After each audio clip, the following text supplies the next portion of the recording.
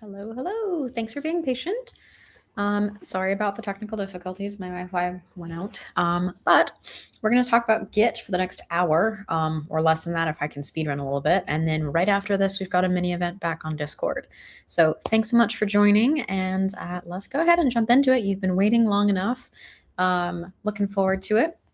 If you joined me for the intro to Copilot or like hacking with GitHub Copilot, we talked a bit about the GitHub Developer Pack.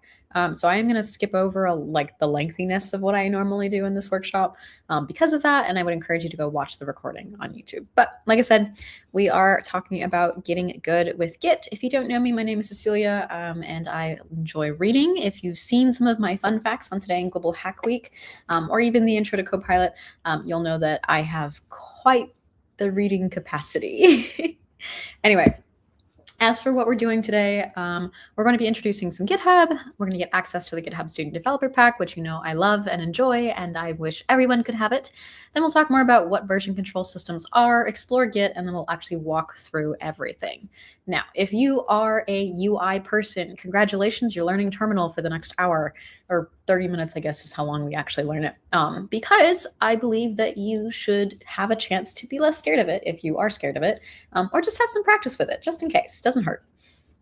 And I'll be there to guide you through it. What's my favorite book? See, this is a hard question because, like, it depends on the genre, it depends on how I'm feeling. I'm gonna look at my bookcase and see which one. But like, my bookcase is all the books that I liked and that I kept and that I wanted to like own. So I really liked the Six of Crows duology. That was just a fun little like heist, which I also read Mistborn. So like I did that. Ooh, fiction. Okay. What's a good fiction? I read a lot of sci-fi, so I'm having to filter that out. Hang on. I also read sci-fi mystery. Let's see. Oh, yeah, that one. I read Uprooted, which is a little bit. Oh, I have read this. I'm almost done. I'm waiting for the last book to be available in the library on like Libby, which is like a digital reading app. It's not available yet, so I haven't read the last book yet. Don't spoil it. But I have read almost 90% of the Expanse series. But yes, I was reading. If you ever read like. There's like a Magician Academy or something like that. It's by Naomi something. I actually hated that series, but I did like her fiction / fantasy book of Uprooted. I just thought it was really funny. It was just well done, very pointed, sat like humor. I really enjoyed it. But as far as other fiction, the thing is, like, most adult fiction is always like someone's cheating, someone's died, someone's lost their child, which is like very depressing fiction. There's too much of that. And like to each their own. Like there's nothing wrong with that. Let's see, what else do I have? Ooh, The Goblin Emperor was really good. And like I read all sorts of different things. Point is, you can always ask me about books. I will always have various genre recommendations, or I will also take recommendations to add to my Goodreads because I inhale books. Anyway, let's get back to GitHub. We can talk more about books later or even during the mini event because I do want to make sure you actually walk away knowing something and not just like, wow, Cecilia really likes books, which is actually a very common circumstance. I've had a few friends where I did not start out as friends. It was like acquaintances. We've met up in like a bookstore or something. And then I've just yapped about books for like 30 minutes. And they're like, okay, so this is how you are. Good to know. Anyway, so we're exploring Git and GitHub. Git is what makes things happen, but GitHub is a way to make your life easier. So if you are familiar with Drive, like Google Docs and Slides, or you're familiar with like how Word now tracks your history and change history and all that stuff, GitHub and Git create that possibility for you. Git is going to track your history of changes, whereas GitHub is going to be the place that you can go look through things. So if you're working with Google Drive, you'll see that there's like a little like time symbol on the top right where you can see like past history. And GitHub is that interface. GitHub lets you not only see the past changes, see who's collaborating, and also see other projects, so like Drive as a whole, right? And so the goal is that by using GitHub or Bitbucket or other different like code repository platforms, you would be able to work on code on your laptop. We're going to call this local, on your laptop. Whatever the device is in front of you, your laptop, your desktop, your phone, your iPad or tablet or other thing, whatever it is that you use to code in front of you is going to be your local device. And so we'll talk about what local means in a little bit. But the point is, whatever device is in front of you is local. GitHub is the cloud. And so we work between these things and collaborate with other people by leveraging GitHub and therefore cloud to share these changes, to share these tools and other information that we might want to share. Git is the actual manual process of ensuring that everybody else can see these changes. If you assume that GitHub works like Drive or Word changes or otherwise, then you've missed a key part, which is that Git is what facilitates these changes from happening and it makes sure that you can see them and you can track things over time. There's, again, different ways to explain it. I try something new every single time that I do this workshop. Lately, I've been stuck on like video games because that seems to resonate with a lot of people. But the reason I give different examples is because sometimes people will still not quite get it or not have the familiarity of those tools. So trying to pick something in your real life that mimics some of these things is a great way to better understand the tools that you're using. So like I said, our goal is to get you pretty good with Git within an hour.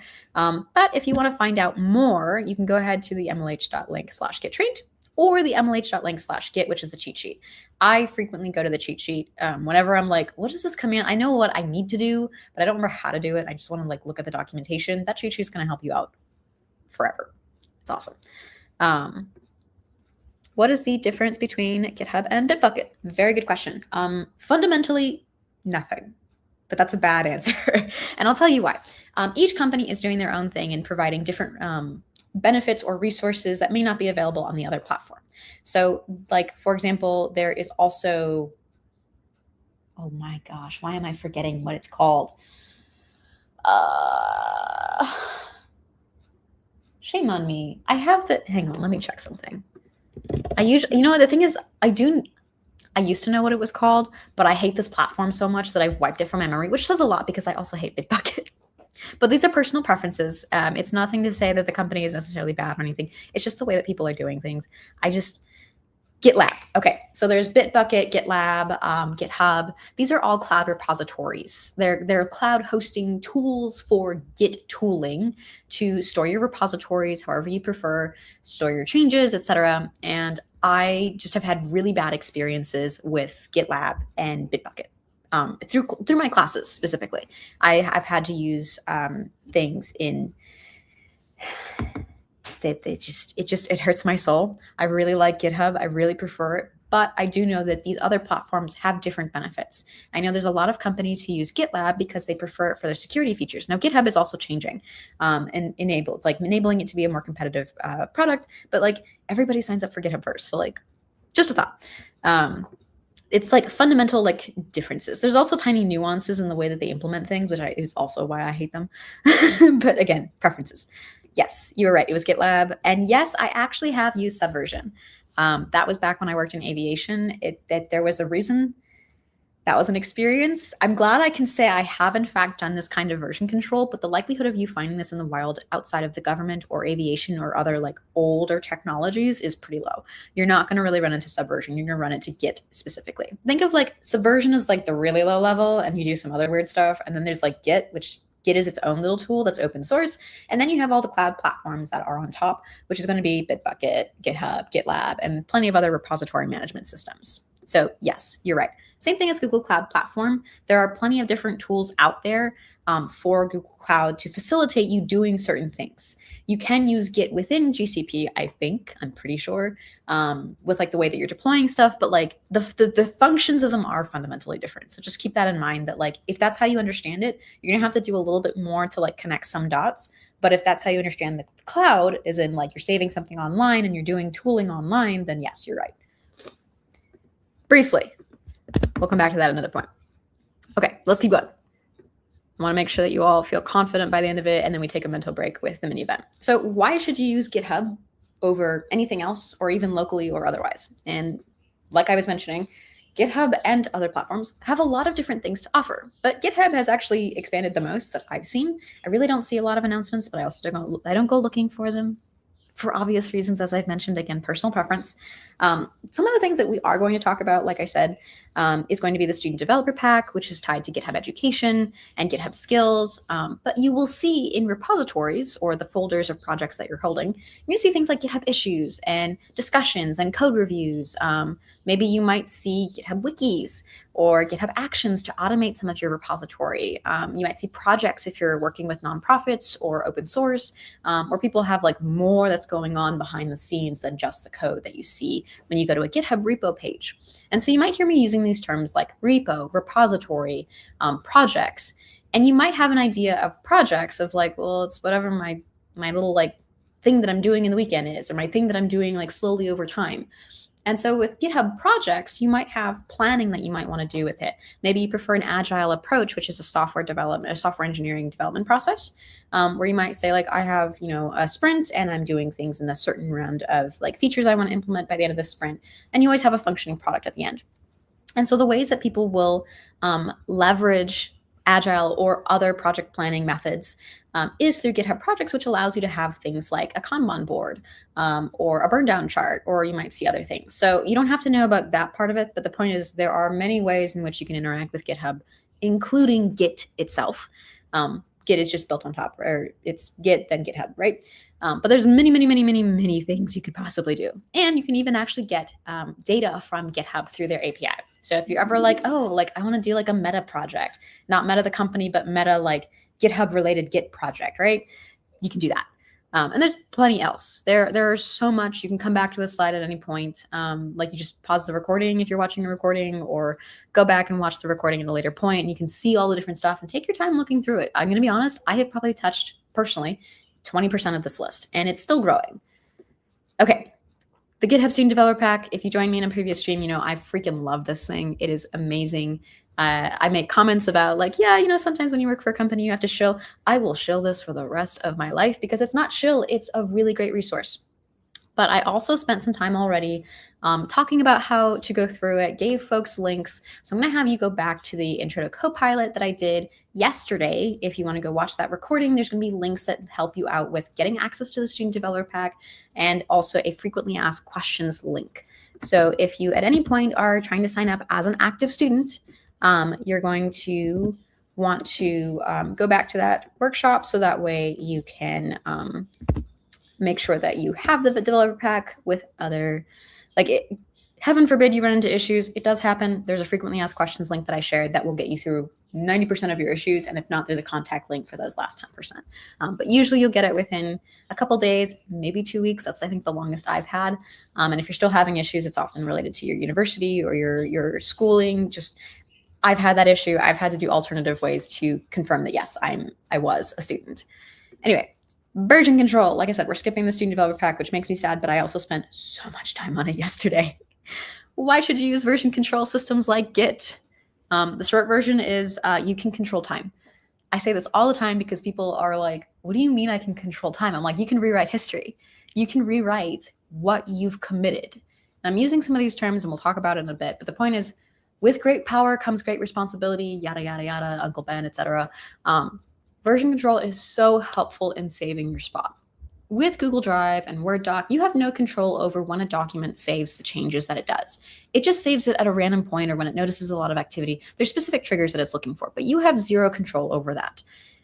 Git, you have 100% of the control, which means it's entirely your fault if you lose your data. Hence, great power, great responsibility. Don't screw yourself over. Because with Git, you are the one who's making those checkpoints in time saying, okay, here's what I did at this time that I want to save. Here's what I did at this time that I want to save. It also means that if you're like keeping a separate file that you're like, oh, this is my notes page. Like this does not need to be tracked through time. I don't need to keep changes because I'm never going to ruin this file. But I also don't want people seeing my notes because this is my like plan or whatever it is. You just want to keep it away from people, right? But you do want to make sure that everything else is saved. And if anybody else joins, let's say your project as a collaborator, you want to make sure that your collaborator does not see your roadmap or something, right? You're like, no, this is mine. We're not there yet. We're not like, co-founders, right? And so there is a way that with Git, you can pick and choose what you want to save, which is really nice, as long as you know that you have to do that. If you forget that you have to save regularly, you're going to hate yourself because you will have forgotten to have given yourself those checkpoints that you can go back in time and go, okay, we can unmess up everything now. We're okay, right? So there's ways of getting through this. And I'm hoping that by me teaching you this and going through the terminal, you'll feel a little less scared about jumping into the unknown and rewriting history yourself. But it is a sad day, but a good day when you realize you have to write your own patch and you're like, oh, right? So you don't have to know what that is. We're not going to talk about that. I think I've done it in a very, very long ago workshop. And there's a couple other people who have done some deep dives on Git. But things for you to look at a later point. So version control. There are a bunch of different terminologies and terms that you should be thinking about, or I'm going to introduce you to these terms where you're going to start using them regularly, but I'm also going to tell you what they actually mean. So remember how I said we have a local device, whatever it is that we are coding on actively right now. For me, my laptop is in front of me. Sometimes I'm in front of my desktop. Those are my local devices. And sometimes on a plane, I am working on my iPad. A story for another time. Sometimes I'm coding on my iPad. People are coding on their laptop, on their phones. There are many ways that people are writing code. How does your collaborator get access to your code? You might email them. You might send a zip drive. You might, send them screenshots of your code or type things out. Git makes that so much easier. And so there's a couple different things in this process. First, you have a working directory, and you have a staging area, you have a local repo, and your remote repo. So we're going to work backwards. We know that the local instance, local being our current device in front of us, so now we know local, repo is repository or our project folder. A normal folder does not have Git whatsoever implemented in it. Instead, a folder is just a normal folder that holds stuff. There's no time tracking, no commit history, nothing. So in your local device, all of your folders are just normal folders until you initialize Git and make it possible for you to use Git commands, that then it becomes a local repository. So now you've transformed something once you initialize a Git repository, right? You know it's your project folder, so it's going to be at a top level and it's going to have all the stuff that you could possibly be working on. Then you have your remote repository, which is where your friend, your collaborator, or even you, your future self working off a different device will go, hey, I need to pull my changes from my laptop. I'm on my desktop. Or, hey, my friend needs to pull my changes. And so I'm using some of this terminology, right? So a remote repository is going to be GitHub, Bitbucket, GitLab, whatever it is you're using, preferably GitHub. Again, personal preference. Your remote repository is where your stuff is stored in the cloud above. And whenever we are sending code up to the cloud, we are pushing it. So the way that I always think it is you're pushing things up to the cloud. And when you're ready to pull things down, you are pulling things from the cloud or your remote repository down towards you at your local repository. So very physical motions, right? Push up, pull down. And this is the terminology that you'll see. You're using git pull and git push in order to send code back and forth between your local and remote repository. And your local will depend on who you are at the time and what device you're using. It might be that the local repository for you is your laptop. Your friend's local repository is their laptop, and so on and so forth. Okay, so what about the actual process of packaging the code up and sending it? Is it just hey, yeah, send all the stuff? Kind of, a little bit. There's a bit of extra stuff you have to do. As you make changes, which your local repository becomes, at the same time, your working directory. So your working directory is where you are working, and directory is another way to say folder. So we have a lot of different words for folder, repository and directory, and what else? Probably more, don't worry about it. For this workshop, we have a local repository, a local project folder on our working device, and that is also considered our working directory, where we're actively making changes in the folder. We know it's Git enabled because it's our repo, but we also know it's our project folder that we're actively working on making changes in because it's our working directory. We are working in it actively. So as we work in it, we're making changes. We're saying, hey, make this new file, add this header, add these things. Depending on the language you're using, obviously you're adding code to that file. As you add code, you start saying, hey, I'm going to try a new thing. I don't know if this is going to work. What a great time to say, let's put a save point.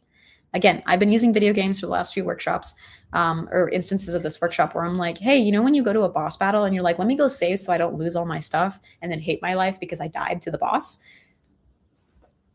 This is the equivalent. The boss battle is you against yourself messing up your code, and you don't know what you've messed up because it happened somewhere along the line. So creating these instances and times that are your save points where you know what's going on is going to be your staging area where you say, hey, I'm flagging some things that I've made changes to that I want to save, and I want to make sure that I can go back and pretend we didn't actually do all the mess ups that we did. We can go back to this point where things absolutely definitely worked, right?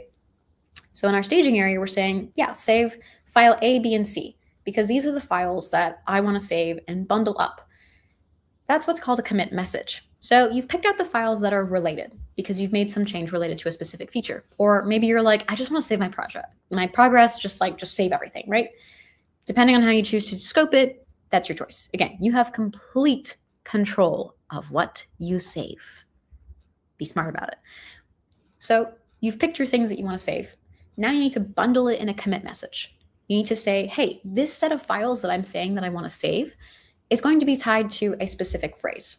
Commit messages should be concise and short. They should really clearly indicate what's going on. You will, however, see in a lot of repositories fixed thing, or maybe it will work now, or trying this again. these are not very helpful commit messages. I totally get it why you're doing it, because you're so frustrated. Why is this thing just not working? You're trying all these fixes and it's just not working. But 6 months down the road, and you look back at those messages and you're like, what was I trying to fix? What was this, right? You might be confused. So think about your future self or your future collaborator or even your coworkers. You should be writing messages that make sense to everyone on your team or your project or your 6 months later self. And your commit message is your bundle. And eventually you'll hear people say a commit should tell a story. I don't mean that it needs to say, once upon a time, I started this project and blah, blah, blah, blah, blah, blah, blah. No. Your commit messages should say, started a new feature relating to user experience login, maybe. Added accessibility features to login page. That makes complete sense. It's not just added accessibility features. Added accessibility features to login. That's very specific. Now you know, hey, maybe I'm missing accessibility features in my profile page. Now you can go back and keep going because now you know what's gone on and what hasn't, right? And sometimes it might be all-inclusive, in which case be clear about that. But the point is your commit messages are supposed to help you and your future self and other people. So once you've bundled everything in that commit message, now you have to push things up to the cloud, to remote repo, to GitHub. And eventually you to another device or your friend or your coworker or whoever it is that is working off your repository is going to pull down those changes so they can keep going.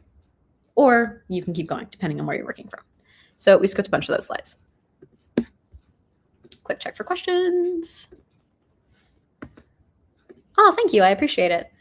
What specifically? Because that way it will help me be better at what specific thing is helping. But maybe it's the examples. I really try to be as conscious of the words that I'm using and what you may not know. And sometimes it's repetitive if you've seen a bunch of my workshops, but you'll also know, I will tell you when I don't know something and I'll show you how I figure it out. Continuing on. We are going to do terminal things. We have 30 minutes to go through as much as possible. It is going to be quite intense, unfortunately. But my goal is to introduce you to the terminal, make it less scary, ensure that you have a fundamental understanding of basic Git commands, and not feel so scared about what's going on when you actually press that UI button. You'll know what's going on from a terminal standpoint, which means you'll know how things work better in the UI. I will say I don't use UI for GitHub because I don't actually understand it, because I actually hate using the GitHub UI or the Git tooling UI in Visual Studio Code. And so I'm actually very confused by it because it's just very overwhelming to look at. So that's why I use terminal. I do eventually figure it out, but I always forget because I'm like, this is not intuitive to me who uses terminal. Anyway, so that's why we're using terminal. I need to get you all installed with Git. So if you don't have Git installed, I'm going to go copy all these links and commands for you. I am currently on a Mac. My desktop is a Windows. So depending on when and where I do my workshop, will determine whether I do Windows or not. Usually I do it on a Mac because everything is set up and I don't have to do profile changes on my Windows machine because that's harder. It's so much harder. Okay, fair. I do use some very surprising statements that really make things click because that's how it works for me. I don't usually, so the slides aren't usually shared because you can watch the recording, and I do spend enough time on each of the slides that you can go ahead and read them at your own leisure in the recordings. And that's actually mostly for MLH regards. We don't typically share these slides because we give them so often. But I will say you can Google anything I've talked about in this workshop or past workshops, and you will probably find a tutorial that may better match you. So this is more of you get a chance to ask me questions, different than when you're reading something and you're like, what does this mean? What does this mean? What does this mean? Right? So you can still use the resources to your advantage. Hi, 404. Welcome back. I was going to say it's probably late, except it's not because you're in a different place. Oh, it was the slides we skipped. Okay. So the slides we skipped was all the stuff I explained verbally, but I will go back and show you what those slides are. I'll go through them after I share all the links and the terminal commands. So that way, if you're watching this as recording later, you can step through them and pause. Okay. So let me go get all this stuff.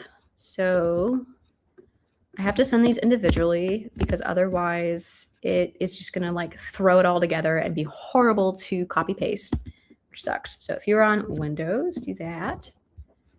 And then if you're on Mac, do that. And then after you've installed things, So if you're on Windows, you'll get a Git CLI that you can type Git version in or whatever it is. Or I think PowerShell might let you do it depending on if you've restarted your computer out of the environment variables. There's some annoying stuff. Again, Windows, use Git Bash. Mac OS, use the built-in terminal. Okay, let me also then give you the next things in case you want to get ahead.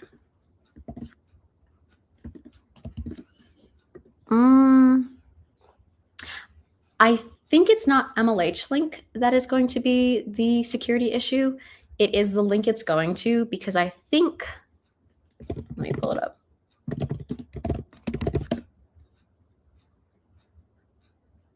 You shouldn't actually have that one should be fine. That one shouldn't. Try whitelisting it, sure. All the links are safe that I'm sending you to. I'm not sure why it's being flagged, which has me concerned.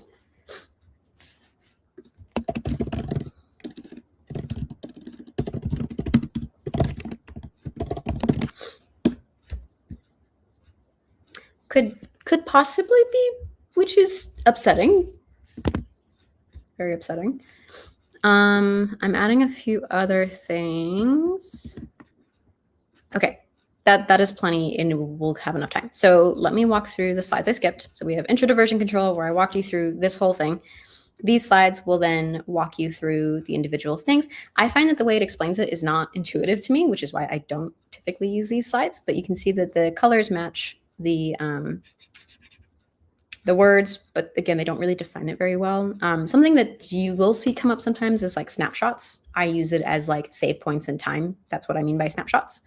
Then you have continuously making changes, adding your revisions. Again, we talked about it, how we're saying select specific files with the intent of using the command git add. I'll show you what that means. And then you put that in your staging area of, here are the files I want to save, not the rest. Then committing, again, you've wrapped things in a message until you push your changes. People will not have access to that. I'll show you what that means. Commit, push, I'm mostly trying to wait so that way you can just pause and it's not a mess. And then the last two slides is more about how git pull works. And I'm going to talk about that as well, where git pull is actually a combination of commands, but it's very rare that someone will do this, but there is a specific reason that someone would. And if we remind me to talk about it, I will talk about it when we do it in terminal. And then finally, the working directory, merge conflicts, blah, blah, blah. This is not how I would teach it, which is why I do it differently. Okay, so those are those slides. Let's come back to the installation. I already have Git in my terminal. Again, I'm using a Mac. So I will be typing Git version into iterm or bash or Z shell or whatever it is that you're using. If you command space, you can type in terminal and something will pull up. If you're on Linux, you have Git installed already. You will probably be using either iterm or xterm or something. It depends on your Ubuntu installation or your preferred Linux installation. And the more obscure your Linux installation, the more I think you're not at this workshop, but I'm not gonna make that judgment. Okay, and then I'm buying time for people to do installations. The next bit is, if you are good with installation, I pasted a command called git clone. And clone, like it means, is basically copy. Git clone a specific repository. We are not using this more than just testing that you have a proper installation. We're not going to stay in that repository at all. Remember, a repository is a project folder that has Git enabled. Git clone creates a complete copy of an existing remote repository, and this is to check if your GitHub is authenticated. So if you are running into security issues in your terminal, which again, I'm going to walk you through some of these things. I already have this all set up, which is why I can't show you some of these specifically, but I can show you what a success instance looks like. You're going to have to install the GitHub CLI. And that is what the commands that I will paste. I need to not Alt tab. I need to Command tab. So that first one was Windows. This is for Mac. And then for, again, in your terminal of choice, you're going to run this GitHub authentication login. And this is just to make sure that as you use terminal with regards to Git, you are signed into your GitHub account. I will say that all of the Git stuff can work with any platform. Anything GH related is GitHub only.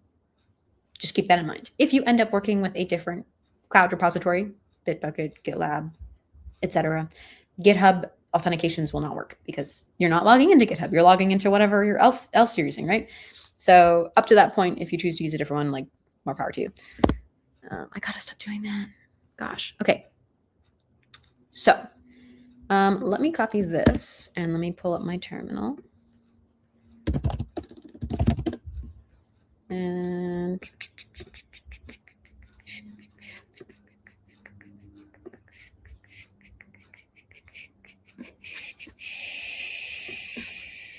what am I doing? Finding my terminal. Sorry, ADHD. I have a couple things coming in and I'm like, I need to follow through. I'm also leaving this up for a little bit in case folks need to look at it.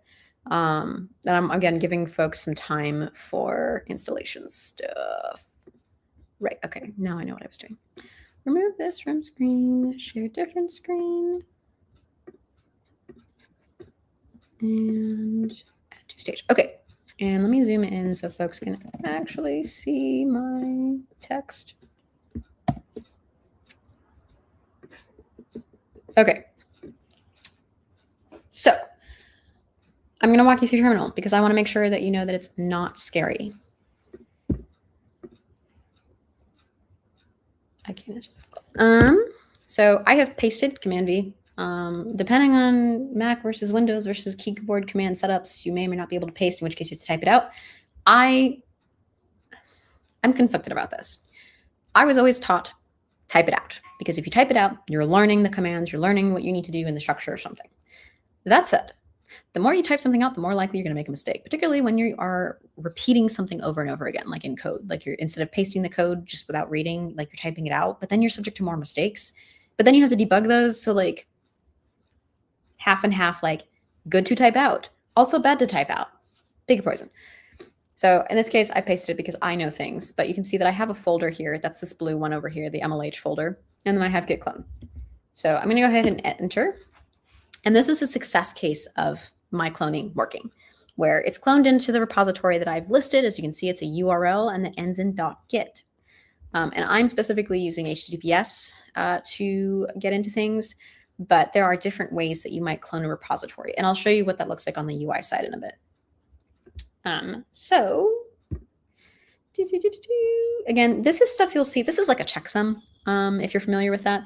If you're not familiar with it, it's basically making sure, did you get everything you possibly could? Because sometimes there are repositories that are massive and you will not get everything. And sometimes there are errors. But usually I never look at this and you're good. So like I said, we are not using this repository at all. We just want to make sure that we have a success case. But I want to show you a few terminal commands that are good to know because we're going to do this a couple times. And people do get stuck here, which is why I'm going to say pay attention. We're going to do change directory, CD, space, and we're going to go into this folder. We know it's called intro to Git. Now, if you tab, it will autocomplete the folder that exists. If the folder doesn't exist, there is no autocomplete. So this is the instance where you don't have to type everything, just thought. And I'm going to hit enter. And you're going to see that this folder now changes. Now it says intro to Git. And it also has this new feature, Git main. So we know that this file or this folder is special. There is something about it that makes it display differently in my terminal. You may not see this exactly, but you'll see a variation of it. Maybe you'll see the full working path, the folder things. I'll show you what the full working path is, by the way. So pwd, print working directory, remember working directory? Will show you the exact path of where files are in your system. So if you're ever like in terminal and you're like, I don't know where I am, I don't know how deep into my file system I am, print work directory, print working directory, pwd. Okay, so we've done those two things. So now we know that we can always change folders based on if we know the path of something. We're going to now leave this folder. We're going to step back, and that is going to be change directory again, // // says go up one folder or go back, depending on how you visualize your file system. It might be going backward, it might be going up, but the point is we are jumping out of the folder. We do not want to enter the folder any further. So we're going to cd change directory and go up. And now we're back in the folder that I started with, MLH, right? So the next thing we're going to do is we're going to make a brand new folder because we're going to initialize Git. And so by this point, either you're following along and you have Git set up, or you're going to watch this later to walk through it again. So for me, I already have my folder in the correct setup. I had already been in this folder on purpose because that's what I use for the stream. You'll also notice that I have a repositories folder in my path. This repositories thing here, that's a personal folder that I've created. I have found that over the years, as I've bought new laptops, desktops, etc., that I prefer to have a repositories folder, which is just all of my Git projects. Everything I ever clone is going to go in the repositories folder because I never remember where anything is otherwise. That's just a separate folder that I do for me. You don't have to do it this way, but if you find that it's actually easier for you to find whatever Git projects you're on, more power to you. Okay, so I've taught you change directory.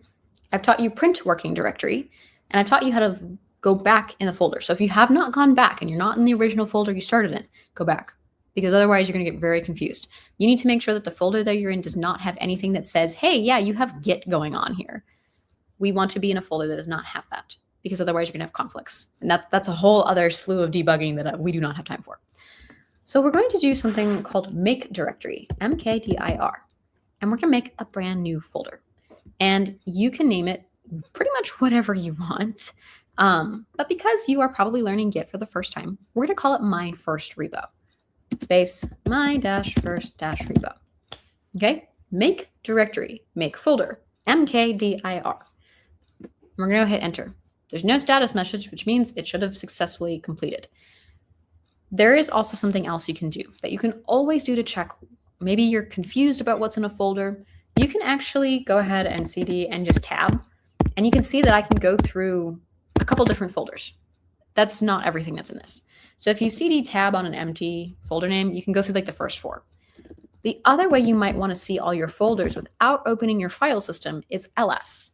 I always add -al because I want to see everything, including the hidden files. So that's something that's like a cheat sheet of sorts that I'm like, I don't want to open my file system, just show me everything. And so I'll do ls-al, and it'll show me everything in here. Oh, the reason why it's not showing me extra folders is because I'm in a smaller folder. If I wanted to ls-al, I'm adding another command because I want to see all my repositories. As you can see, I have a lot of different folders that all are repositories. And I did that by typing ls-al back folder. Go back a folder, .. / right? So that just says go up a folder and use that command in that scope. Fun fact. Anyway, so we're going to list everything again. I'll show you what ls looks like. We have no permissions. We just have a list of folders. Depending on what you're doing, you might not want full information. Like I can see the permissions on things of what I can write and read and change. What has admin permissions sometimes, and maybe like how big the folder is when it was made, blah, blah, blah. ls will give you none of that information, but it also will not show me things like .git or .anything, because there are folders that start with .. It won't show me those, which is kind of annoying. But anyway, so we're going to cd change directory into, and not intro to Git, my first directory. Remember, I'm auto-completing through tab, hit enter, and I'm going to do ls again to show you that this is a brand new empty folder. Notice the difference between the ls commands, the list commands. If I do ls-al, I will include seeing the ability to go back in a file or a folder. But if I do ls, anything with a ... is not seen. Okay, now we're going to initialize Git. Voila, initialize an empty Git repository. My folder is no longer a folder. It is now a repository, project folder even, because now we have this Git main stuff going on here. Cool. There's more we have to do. I want to show you Git status, where it says you're on branch main. There are no commits yet, and there's nothing to commit. Cool. So where do we start? Well, we make a folder called, or a file called README. Your file for README is going to tell you, well, how do you do anything? How do you read a project repository? What do you do in it? How do you install things? What libraries do you need, etc.? Your README is your go-to file that tells you everything you need to know about a project. So it's almost always at the top level. So we need to create that. And there's a couple different ways to do it. You could go ahead on Visual Studio Code, open this folder, code space dot to open Visual Studio Code in this specific scope.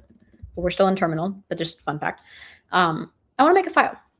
I could do it a couple different ways. I could pipe things, and I'm going to share that command with you by using echo. Okay, so there's the echo command that I just shared with you. That is one way where echo is basically a print statement in your terminal. Echo whatever's in quotations, and that caret sign or that greater than sign is saying, take that output and put it into this file. That if this file does not exist, the way that this works is that it will create a brand new file for you. I don't like hidden stuff like that. I like to do things manually because I want to know how everything works individually. There are some things that are optimized for you. Great. Sometimes I want to just see the whole file. So you could do it that way. And I will do it differently. I'm going to touch the file that I want to create. Touch is just saying create a brand new empty file. Nothing else. So we're going to create readme by doing touch readme.md. We're going to list everything again, and now we have .git as a folder from when we get initialized, and we have readme.md. Cool. Now what? We know that this file is empty and has nothing in it. I also want to show you git status. Git status now says, hey, you have some untracked files. And what that means is we have no tracking, no saves, no origin point of our readme. So if we said, yeah, I don't want anyone to see this readme, we must never use git add as it's describing here. If we do want to, we'll get to that. But we need to make a quick change to this file. We can obviously save that and that's fine, but I don't want to. I'm going to teach you the most common thing that is searched on Stack Overflow because I want you to be a smart developer and not join a statistic. We're going to use Vim or VI, depending on your preference. Some people will choose to use Nano. I've never figured out Nano. It's not the most commonly asked question, therefore I don't mind. So I'm going to VI readme.md, tab to autocomplete. It's going to show me an empty file with a bunch of squiggly lines, tildes. I'm going to type I, and you'll see that on the bottom left, it changes to insert. So if I hit escape, it's going to go back and you're going to see nothing about the file. But if I do I, it's going to say insert, which means I can now type whatever I want. Great. We're going to type in my first repository. Great. So how do I save it? Just a thought. If you don't want to save anything, you can technically Control-C. Not worth it. We're going to hit escape again. Again, there is nothing that says we have an active thing going on because it's done.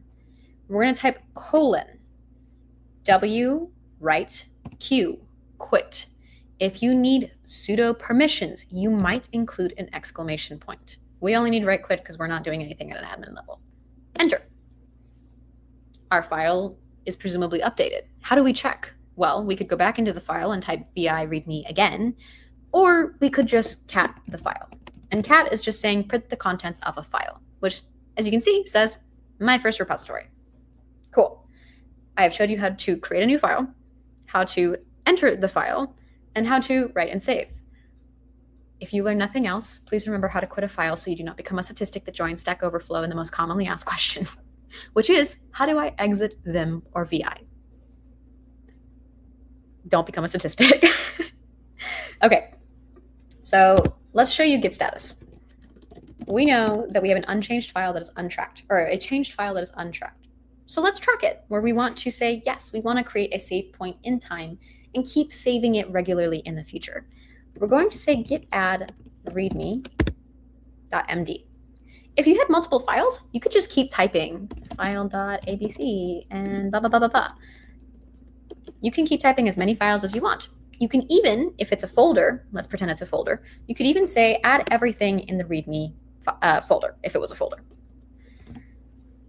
Please, please, please, please, never, ever, ever, ever, ever, ever, ever write this. Do not do git add dot or git add star. Just don't. It's bad. And what I mean by bad, as in it's a bad practice. It's naive. It will accidentally release personal information to the wild that you don't want, depending on the advancement you are in your project and development career. If you know what an API key is, this is how you launch your API key into public and lose all of your permissions, money, etc. Always type the file that you want to read or that you want to save. The most control you have is in your hands. You have 100% of the power, which means if you do dumb human mistakes, you're going to have dumb human results. So never use dot, never use star. Be careful because you never want to release secrets to the wild because that could eat your entire project. So we're going to git add readme, git status again, and now it's green. Now it says, hey, you're tracking this thing. but the changes that we've made have not been sent to our remote repository. This is all local to us, okay? So now we need to bundle in a commit message, git commit -m, and we're gonna say first commit or initial commit. This is a very common commit message because this is where you started. If you wanted to be concise and proper and, do something, initial readme or placeholder readme is also common. Placeholder readme. Okay, close that quotation. Remember how I taught you about Vim? I said git commit -m. If you do not include -m, you will open Vim. And this is how you get stuck in Vim. Escape, right, quit. If you use -m, you never go back to Vim. -m stands for you have a commit message that you want to add. If you just do git commit, then it will open a file that you're going to write the commit message in.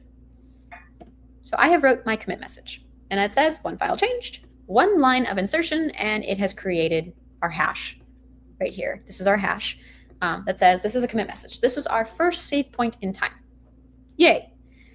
What now? We still haven't pushed it, so how does anybody get access to it? So let's try just pushing it, see what happens, right? Right now it says there's no configured push to destination. We need to specify a URL or configure a remote repository using git remote add, and then we can push. So let's set that up. Let's see. I hit power button. That hurts. That's a new statistic. All right. So I need to go back to GitHub so I can show you something. So there's two pieces now that we need to do. We've done the terminal side of things, but we now need to go back. I have done this in a previous stream and we are running out of time, so I will not. But that's for you to Google and ask AI. But git stash, actually, I think I can probably fit it in, but we are gonna miss out on one or two things. That's okay. All right, so let me add this back. So what we have been doing, so that way you can see the slides, is we created a local repository by making the folder, navigating to the folder, and initializing the directory. Then we made a commit by creating a new file. We made a new file and then we made a commit. This is with the UI side of things, which I will never do because I get confused and overwhelmed. So we did CLI stuff where we added the README, and then we made the initial commit using git commit -m, initial commit, or however you want to describe it. Now we need to go back to GitHub so we can actually push stuff. So going back, I have my repositories open on my profile. I'm going to go to this new button. There's also another way you can go ahead to this plus button and go to new repository, but new. And now I need to choose an owner because I'm on a billion projects. So I need to choose myself because I am my own project. And you would type in something like my first repo. And notice it says it's available. There's 20 billion my first repos out there. So what does it mean that it's available? My user does not have a repository by the name my first repo, which means as long as this does not get created, that's always available. The moment it's created, I can never call another repo in my user my first repo. We're not going to add a description. We're not going to change the visibility. It's going to stay public. No template, no README, no .gitignore, no license, no copilot. There is a reason we are choosing to edit nothing. So let's go ahead and create the repository here in the bottom. And once it opens, we have a cheat sheet. All those things I just walked you through exist here. One day, GitHubbers out there were like, hey, when you make a new repository, it's super empty. What should we add there? And they thought, well, why don't we just do a cheat sheet? So this is that cheat sheet. Everything we just did is here, except for the last 3 lines, which is also here. So we're doing this specific one, but it's the same thing. We just did it a little longer. Now, if we had picked any of those options of adding a README or a license or any other thing, this would never have shown up. This does not show up if there are already files in the repository, in our cloud repository or remote repository. As long as there's no files, we always get a cheat sheet. So if you don't get these slides, or you're stumbling and you're I don't remember which stream it was, whatever, you can just make an empty repo and you'll get this cheat sheet and it will help you. To this day, I do not remember this command. I just copy it every time from a new blank repo. Anyway, so the nice thing is we can use this copy command over here on the right. You'll just hit copy Again, 50-50. You could type it out yourself, make mistakes. You could not type it out, but then not read it. Pick your poison. We're going to add the remote add origin. This says we want to make sure that we have connected the two pieces, our local and our remote repository, together. This is the piece that actually makes the connection. This is some syntactic sugar, I guess, not really, where we're just setting up the branch names. And think of branches like tree trunks. You have a tree, which is your main thing, and then you have things that branch off of it. And I don't think we're gonna have time for that today, but past streams have definitely talked about it. And then finally, we actually say, hey, go push things. Go send it up to the cloud. Okay. So let's go back to the terminal. Share my screen. Takes forever. Add to stage. Okay. So now, paste, enter. And again, here's that checksum saying, hey, we're doing stuff. Setting it all up. Great. We're good. Hooray. Now what? So I saw that somebody wanted Git stash. So I'll do that as the last thing. Unfortunately, we're out of time with the rest of the slides that would have talked about merge conflict, but you can watch this presentation at a previous Global Hack Week where I did make it to merge conflicts and showing some of that. Or again, you can go ahead and take some time to look for yourself. So let's go to Git status again. Our main branch is clean and there's nothing to commit and our working tree is clean. So I did not do Git status after I made the commit. It would have still told us the same thing. You have to do the due diligence of making sure you actually push things so that way other people can see it. However, sometimes you might make a couple different commits and not push them. Maybe you don't have a collaborator, maybe you don't need to worry about it. The moment that you push things, it gets harder to rewrite history. If you don't push things, rewriting history is easy because it never leaves your command line. It never leaves your desktop, your laptop, your iPad, wherever you're doing your dev work. The moment you push, it's on the internet, and the internet is forever. So, all right, let's talk about Git stash. So let me go ahead and do a quick, let's see, edit here to show off stash. Escape, right, quit, Git status. Okay, so I've modified README, and we're gonna show you Git stash. And it sounds like what it means. You're stashing your changes. So let's say, actually I can show you branching while I'm at it too. Heck yeah.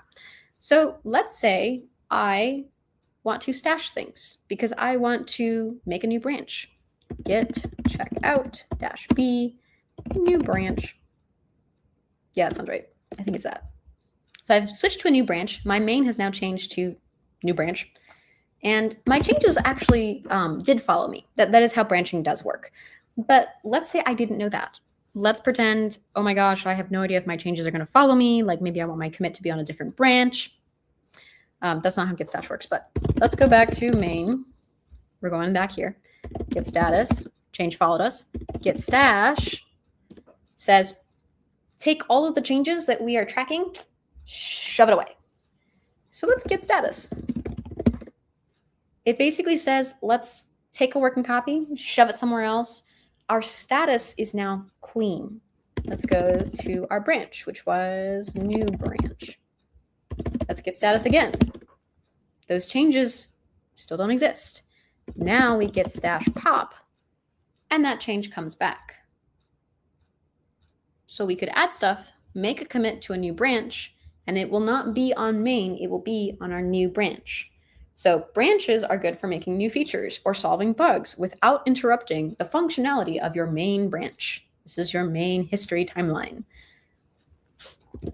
So I could do add git readme, git commit, stash change, example. Okay, so what if I git checkout main? Still nothing to commit, working tree clean. Git checkout, new branch. Git status. Still working tree clean, nothing to commit. But I did make a change. And I do have a commit, but I didn't push anything. So if you ever want to see if you've made commits, even though it says working tree clean, type git log. Git log will show you git blame. Git blame is the joke, but also not really a joke, of who has made changes. who is at fault for the changes that broke something. Git log will show you all the different commits that you've made, whether they've made it up to your remote repository or not. So if you ever want to see if something has made it or not, open up your GitHub, open up Git log in your terminal, and start matching the hashes, or at least matching the messages and going, something didn't get pushed. The more commits you make, though, when you run git push, it will send all of those commits. So you might have to do some custom commands to actually say, like, I want to send specific things. Okay. We've done a lot of Git stuff. We are going to jump over to Discord to do our mini event. Feel free to join me for charades. I think we're going to be about 5 minutes to start, so I can take a quick break to get some water and set everything up for the next mini event. But thank you very much for joining me. If you are joining us for Fake Artist Goes to New York, here is the check-in link for that. I think we are out of time on the link for the previous one, so I'm sorry if you didn't get it. But I will see you on Discord if you plan on following along. Thanks so much for engaging, and see you in a couple minutes.